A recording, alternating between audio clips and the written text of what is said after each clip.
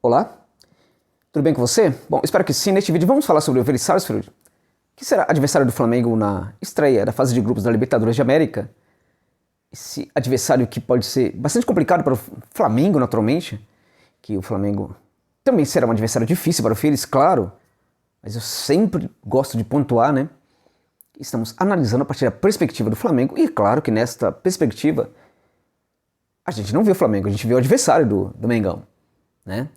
Então, falemos um pouco então sobre esse Vélez Sarsfield, que pode ser, como eu disse, uma equipe complicada, mas que também deixa dentro de campo, nas partidas, algumas brechas, né? Alguns espaços ali para que os seus adversários, se souber explorá-los muito bem, pode causar muito dano aí para a defesa do Vélez Sarsfield. Vejamos então algumas coisas interessantes sobre essa equipe argentina que está muito renovada hoje. Uma equipe que ficou adormecida durante um bom tempo,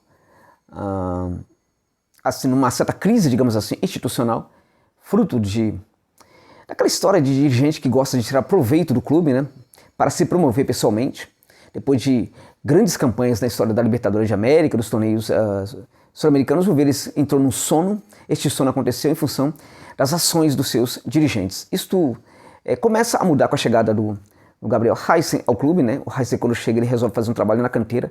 Ele resolve, por exemplo, impedir com que os dirigentes vendessem jogadores que já estão até negociados, de certa forma, bastava apenas assinar. Ele garante que esses jogadores seriam, por exemplo,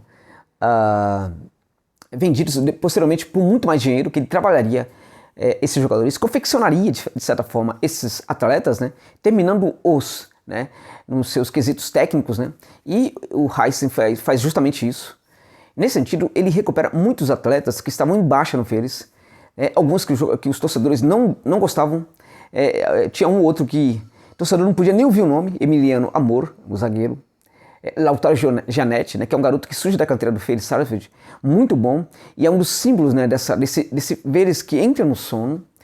E o Heisen praticamente recupera esse jogador, que hoje é o capitão da equipe do Forteneiro, né, de Mieres, né. Então, e além disso, ele vai trabalhar na canteira, vai promover um trabalho diferente, né? Uma gestão eficiente da canteira, que começa a promover garotos muito bons. Heisen, vai para a canteira fazer um trabalho pessoal. Às vezes ele intervém, né? Ele entra nos treinos do Sub-13, Sub-15, para gerar ali modificações, né? Para gerar orientações, enfim. Ele praticamente revoluciona esse clube, e quando ele sai, né, praticamente desgastado com os dirigentes, porque os dirigentes não suportavam, de certa forma, até mesmo o sucesso dele, né? Ele que entraram no clube em crise financeira, praticamente deixa um clube com dinheiro, um clube em condição de vender, negociar muitos jogadores por milhões e milhões de euros, um clube que tem grandes jogadores ali sendo revelados, jogadores que antigamente eram tidos como fadados ao fracasso, que hoje são atletas importantes desse Vélez Sarsfield.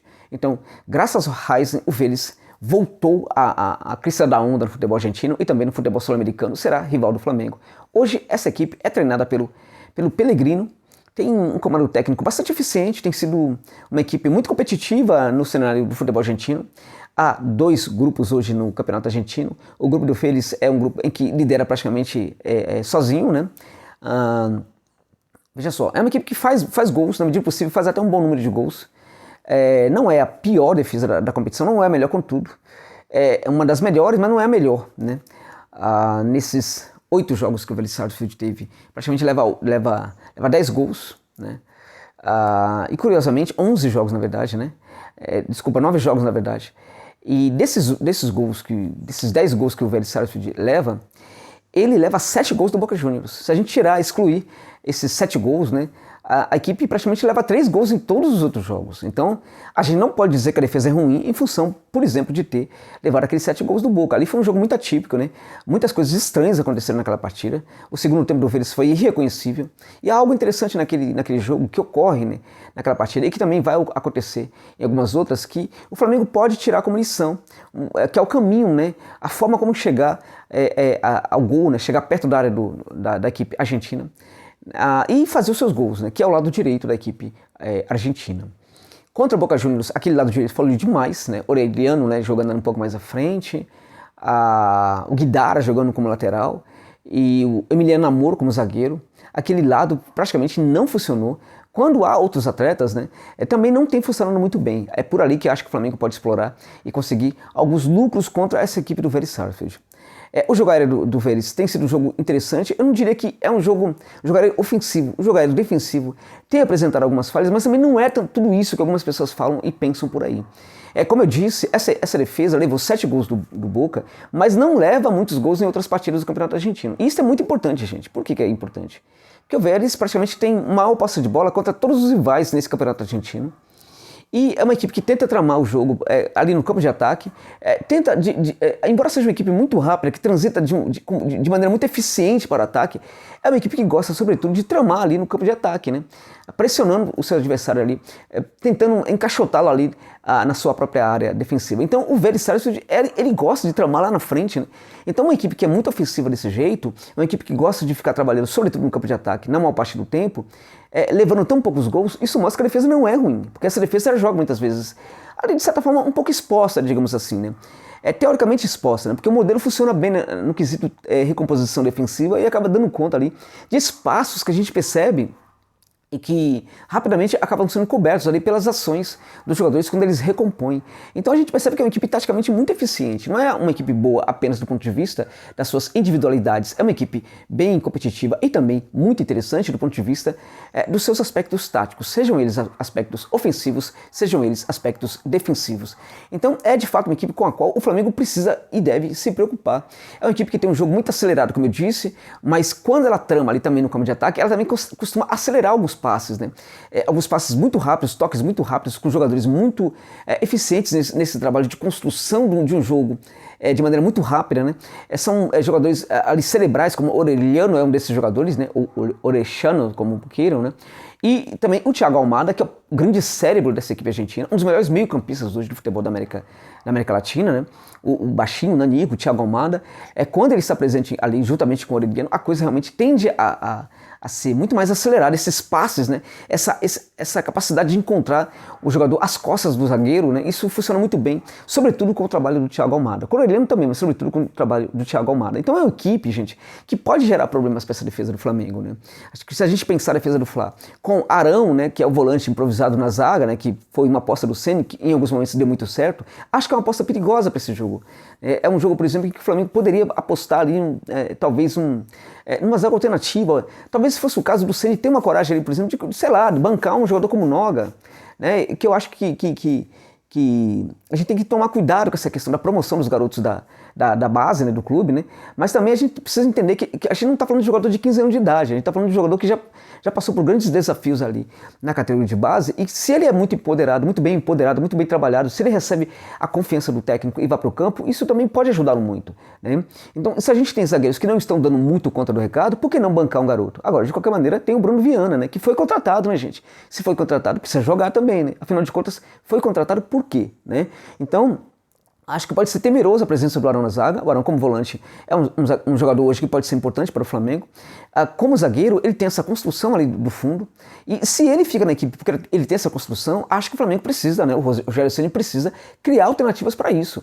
Acho que, por exemplo, o Noga pode perfeitamente ser um jogador para trabalhar desse jeito, ou ele pode, por exemplo, criar ali uma situação de construção ali de trás que não seja propriamente através do Arão, através de um jogador em especial, mas de alguns jogadores que se aproximam, que se associam ali para fazer esse trabalho qualificado, né, bem qualificado a partir da primeira linha. Então esse trabalho não precisa ser executado só por um jogador, né?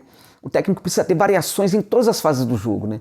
Inclusive nessa fase defensiva, inclusive nesse aspecto da saída do jogo, né? Então, a saída do jogo pode ser muito bem qualificada através da presença de um jogador naquele setor. A saída de jogo pode ser perfeitamente qualificada através de uma certa associação de alguns jogadores ali para fazer também esse tipo de jogada, esse tipo de saída. Então, precisa ter variações, né? A variação que pode acontecer com um jogador ou com alguns jogadores fazendo a saída. Então, quando a gente fala que tem um jogador que é essencial porque ele faz um certo trabalho e a gente percebe que esse trabalho pode trazer efeitos colaterais, a gente precisa entender que há um limite aí na percepção do técnico sobre o que é o futebol, inclusive, né? Porque ele precisa ter variações em todas as fases, inclusive na fase defensiva, para fazer qualquer tipo de ação, inclusive a saída limpa do fundo. Bom, mas essa linha defensiva do Flamengo provavelmente vai ter o Arão ali presente. O Arão é um jogador que até tem certa velocidade, me preocupa um pouco mais essa questão das costas dele, né? Ele tem dificuldade para fazer o retorno, fazer, né, virar o corpo, né, e jogar, né, perceber o que acontece nas suas costas. Uma bola rápida nas suas costas realmente pode complicar bastante. O outro setor também preocupa, e acho que preocupa até mais por causa do Isla, a presença do Isla que não está bem nesse momento. Talvez fosse o caso, outra questão, né, talvez fosse o caso de colocar ali o Mateuzinho. Mas o garoto é muito novo, gente, de novo, tá no elenco, né? E aí o que acontece? Mas nessa hora é hora de queimar o garoto. Ora, o Isla também não tá funcionando. Acho até que o Isla talvez tenha que jogar, né? Eu prefiro até mais o Isla nesse caso do que o Mateuzinho, né? Mas no caso do Arão, até talvez preferia que fosse o Noga ou talvez o próprio Bruno Viana trabalhando naquele setor, né? Agora, o que a gente percebe ali é que o setor direito do Flamengo tem sido um problema para o Flamengo durante muito tempo. E aí, o que o Ceni pode fazer com essa insistência não é gerar também um problema no setor esquerdo, né? Então, ele está se esforçando para gerar um problema aí, porque já tem essa questão na defesa pelo lado direito, e aí pode ter também um problema pelo lado esquerdo. Esses jogadores do Vélez, eles são muito dinâmicos, né? Há uma troca de posição ali que é uma coisa que às vezes o zagueiro não consegue perceber, gente. A zagueirada adversária não dá conta dessa movimentação brilhante. Um dos pontos fortes do Vélez é essa movimentação ali, muito constante, feita através de troca de posição de jogadores, feita através desses passes muito rápidos, né? Thiago Almada presente naquele setor é um perigo realmente, é um jogador muito cerebral, como eu já disse, né? E ele jogando ali com aproximação do Orelhano fica realmente muito complicado para qualquer defesa, mas não é somente por isso. Quando o Bolsat está jogando também, complica, né? Quando mesmo o Centurião está jogando, é um jogo que acelera mais o jogo, né? Perde um pouco de criatividade, mas ganha em aceleração de certa forma, ganha também em poder físico, né? Então o Centurião, que talvez não vá para o jogo contra o Mengão, talvez fique no banco de reservas, né? Ou talvez nem fique, né? Enfim, mas se entrar na partida, se estiver presente, também pode complicar. O fato, gente, é que o Vélez Sarsfield é uma equipe complicada porque todos os jogadores que entram parece que estão muito bem afinados com a proposta do técnico Pellegrino, né? Então vejamos o que pode ser essa equipe, né? Não dá para saber, né? Não dá para saber que equipe pode ser, não dá para saber sequer qual é o esquema que o Pellegrino vai levar a campo. Por quê? Porque nessa temporada ele praticamente mudou. Não teve nenhuma formação que se repetiu em nenhum dos jogos do Vélez Sarsfield. Nenhuma. Em boa parte das partidas também a gente teve uma mudança no esquema tático. É uma linha com 3, é uma linha com 4. E quando tem uma linha com 3 ou uma linha com 4, geralmente são jogadores diferentes, né? Atores diferentes, né? Para interpretar os papéis que o técnico quer nesses esquemas. Então é muito difícil saber qual é a equipe que o Vélez vai levar a campo contra o Flamengo. Eu desconfio que pode ser, por exemplo, uma linha de 3 com a presença do Lautaro Giannetti, o Lucas Abraham, né, um peruano muito bom, zagueiro muito forte, e no setor esquerdo o Brizuela, né. Essa linha de 3 vai ter à frente uma linha de 4, que pode ser formada pelo Hernan de la Fuente, pela direita. Acredito talvez na presença do Poblete para fortalecer um pouco a marcação de todos os jogadores do Vélez. É um dos que mais marca ali, é o Poblete, então talvez ele entre, né, até em função do que o Flamengo pode representar de perigo para o Vélez Sarsfield. Então eu acredito que o Poblete talvez vá para esse jogo, é um volante que tem aí uma capacidade de marcar melhor do que a dos outros jogadores. E acredito no Pablo Galdames, ou o Álvares, né, Ricky Álvares, mas acho que o Pablo Galdames pode ficar no lugar do Álvares. Por quê? Porque embora os dois sejam jogadores que têm uma boa construção, um bom passe, o Galdames marca mais do que o Ricky Álvares. Então eu acredito que talvez o Poblete e Galdames sejam esses dois volantes ali do meio de campo. Aí ali do lado esquerdo tem o Francisco Ortega, que é um baita lateral esquerdo, que pode complicar também bastante para a equipe do Flamengo, porque ele joga como extremo muitas vezes, né? Chega lá na frente, arrematando, compondo ali e tal, esticando bastante defesa ao aprofundar o campo, ou entrando em diagonal, se apresentar dentro da área como se fosse um atacante. É muito complicado, porque esses jogadores do Vélez Sarsfield, eles jogam como atacante, como meio campista, como defensores, eles desempenham muitas funções dentro de campo, e isso também foi uma grande lição que o Heisen deu para o elenco do Vélez Sarsfield quando ele estava lá em Liniers. Bom, à frente a gente deve ter, portanto, o Orelhano, né, e o Thiago Almada, e acredito no Juan Martín Lucero como o camisa 9.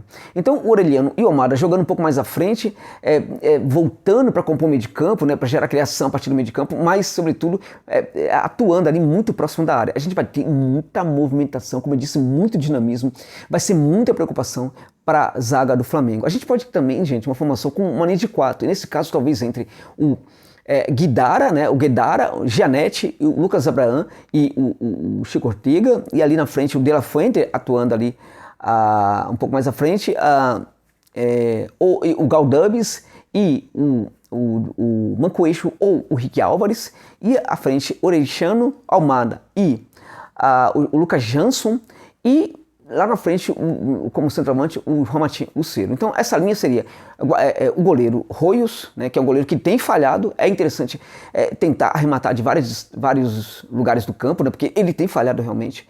Ele tem apresentado dificuldade para encaixar a bola, né, quando os chutes vêm de longa distância. Então é algo que o Flamengo pode explorar também. Então nessa formação teríamos, portanto, uma linha de 4 com Guedara, o Gianetti ou o Amor, né, Emiliano Amor, Lucas Abraham e o Chico Ortega, e um pouco mais à frente, o Galdames, o Mancoeixo ou o Ricky Álvares.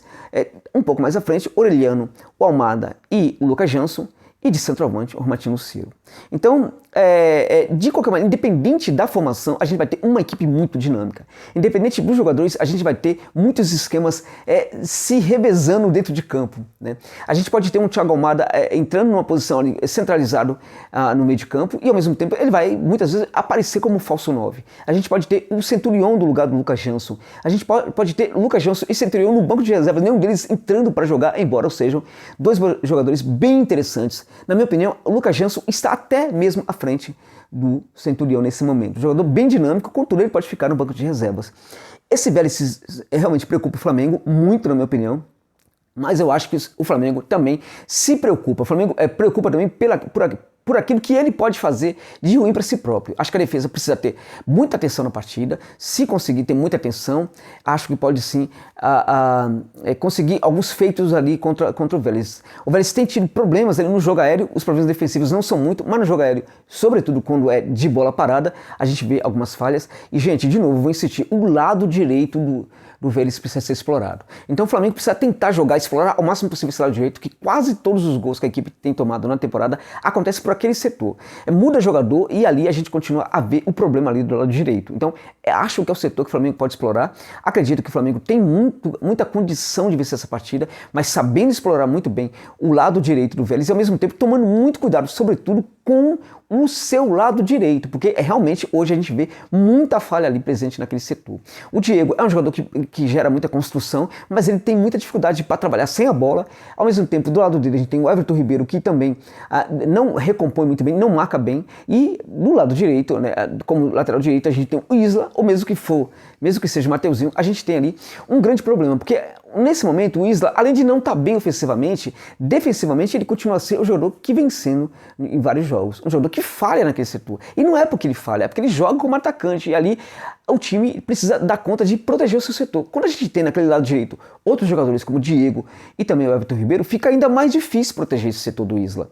Então o Flamengo vai precisar cuidar muito desse setor para não ser surpreendido pelo Vélez. O Flamengo pode perfeitamente vencer o Vélez de 1-0, 2-0, conseguir uns 3-0 contra essa equipe argentina, mas o Flamengo pode perder para o Vélez, sabe? O Flamengo pode ser derrotado na Argentina. Então é um jogo perigoso para falar. Contudo, acredito na força do rubro-negro. Acho que o rubro-negro pode sim voltar da Argentina com um resultado positivo. E na minha opinião, se voltar com empate, é até um bom resultado. Mas o Flamengo tem que ir lá para postular o seu favoritismo na Libertadores, a sua grandeza como clube e também como equipe, e tentar buscar a vitória lá no José Amalfitani, que é a cancha do Fortineiro de Linhares. Obrigado pela gentileza de ficarem comigo neste vídeo. Amigos e amigas, até o final.